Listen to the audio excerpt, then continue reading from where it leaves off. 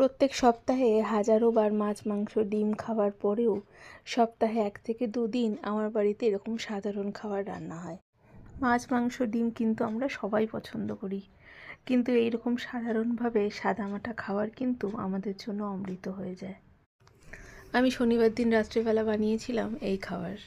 বানিয়েছিলাম গরম গরম ভাত, তার সঙ্গে ছিল আলু সেদ্ধ আর ছিল একটা ডিম সেদ্ধ।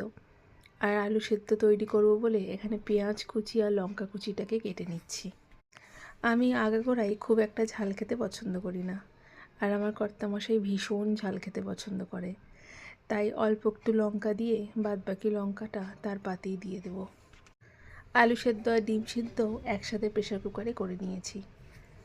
যেদিনকে আমি ভাবি এইসব রান্না করব সেদিনকে আর সকাল থেকে কোনো রান্না করি না, কারণ এইসব রান্না তো সকালবেলা যদি করে রাখি তাহলে রাত্রেবেলা আর একদম খেতে ইচ্ছা করবে না। তাই আমি যখন খাবার ঠিক তার কিছুক্ষণ আগে এইসব খাবারগুলো তৈরি করি।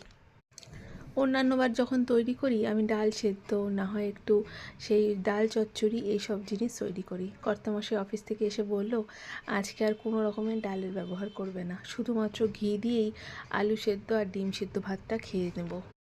প্রতিটা বাঙালির বাড়িতে দেখে এসেছি, যারা স্কুলে যায় কলেজে যায় সকালবেলা তেমন খুব একটা রান্না করার কিছু থাকে না, আর মায়েরাও এত ব্যস্ত থাকে অত সকাল সকাল কিছু রান্না করে দিতে পারে না। তখন ভরসা কিন্তু এই ডিম সিদ্ধ আলু সিদ্ধ ভাত।